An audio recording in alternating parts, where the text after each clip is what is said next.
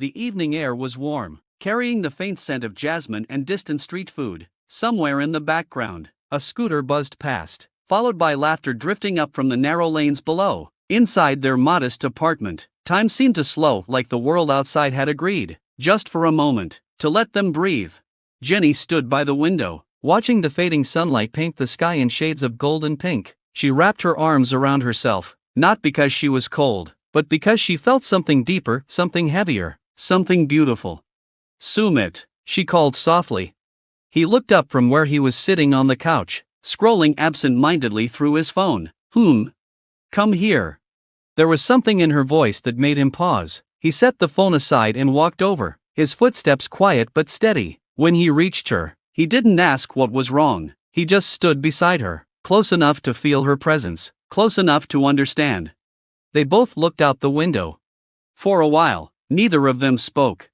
"You ever think about this?" Jenny finally asked, her voice barely above a whisper. "About what?"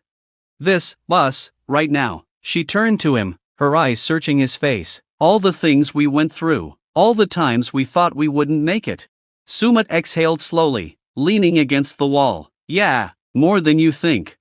Jenny smiled faintly. "It's crazy, isn't it? There were days I thought everything was going to fall apart. Days I felt like the whole world was against us." He nodded. "It kind of was." She let out a soft laugh. "Yeah, it kind of was." Silence settled again, but this time it felt different, comfortable, like a shared memory rather than an empty space. "You know what I think?" Jenny said. "What?" "Someday, we're going to look back at this moment, this exact moment, and we're going to miss it." Sumit frowned slightly. "Miss it? Why would we miss this?" "Because," she said, turning fully toward him now, "right now, we're in the middle of it. The struggle, the love, the uncertainty, all of it. It's messy, it's imperfect, but it's real." He studied her face, the way her eyes reflected the last light of the day. "And someday," she continued, "when things are easier, when life is calmer, we're going to sit somewhere, maybe older, maybe a little slower, and we're going to say, 'Remember those days?'" Sumit smiled softly. "You really think so?" "I know so."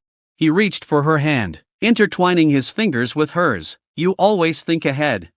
And you don't think enough," she teased gently. "Maybe that's why we work," he replied. She squeezed his hand. "Maybe." Outside, the sky deepened into a rich twilight. The city lights flickered on one by one, like stars trying to compete with the night. "Do you regret anything?" Sumit asked suddenly. Jenny looked surprised. "Regret?" "Yeah, everything we went through, the fights, the waiting, the pain. If you could go back, would you change anything?" She didn't answer right away. Instead, she leaned her head against his shoulder, her voice softer now. "There were moments I wanted to run away, moments I thought it wasn't worth it." He stayed still, listening.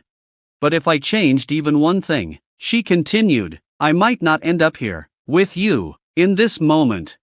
Sumit swallowed, his grip on her hand tightening slightly. "So no," she said firmly, "I don't regret it, not anymore." He let out a breath he didn't realize he'd been holding. "Me neither." Another pause. "You know," he said, "I used to think love was supposed to be easy." Jenny chuckled. "Oh, honey. Seriously," he insisted, "like in the movies, you meet, you fall in love, everything just works. And now I think love is choosing each other, every day, even when it's hard, especially when it's hard." Jenny lifted her head and looked at him with quiet pride. "Look at you, getting all wise." "Don't get used to it," he joked. She laughed, and the sound filled the room with warmth. They moved to the couch, sitting close together. The lights stayed off, letting the soft glow from outside fill the space. It felt intimate, like they were wrapped in their own little world. "Do you ever get scared?" Jenny asked. "Of what?" "Losing this." Sumit didn't answer immediately. Instead, he looked around the room, the small table, the worn couch, the photos on the wall. None of it was perfect, none of it was fancy, but it was theirs. "Yeah," he admitted quietly, "I do." Jenny nodded. "Me too. But maybe that's a good thing," he added. She raised an eyebrow. "How is that a good thing?" "Because it means we care. It means this matters." She considered that, then smiled. You're right. He leaned back, pulling her gently with him so her head rested against his chest. We made it this far, he said. We're not giving up now. Not a chance, she replied. Time passed unnoticed. The sounds of the city softened, replaced by the quiet rhythm of their breathing. It was the kind of silence that didn't need to be filled, the kind that spoke louder than words ever could. Hey, Jenny said after a while. Promise me something. Okay. No matter what happens, no matter how crazy life gets, we don't forget this. This feeling, this moment, the way we're sitting here, right now, just being. Sumit nodded. I promise. And someday, she added, when we're older and everything feels different, we'll look back and smile.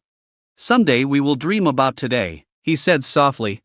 Jenny smiled, closing her eyes. Exactly. He kissed the top of her head, holding her a little closer. And in that quiet apartment, surrounded by a world that once tried to pull them apart, they sat together, stronger, calmer, and more certain than ever before. Not because everything was perfect, but because they had chosen each other, again and again, through every storm.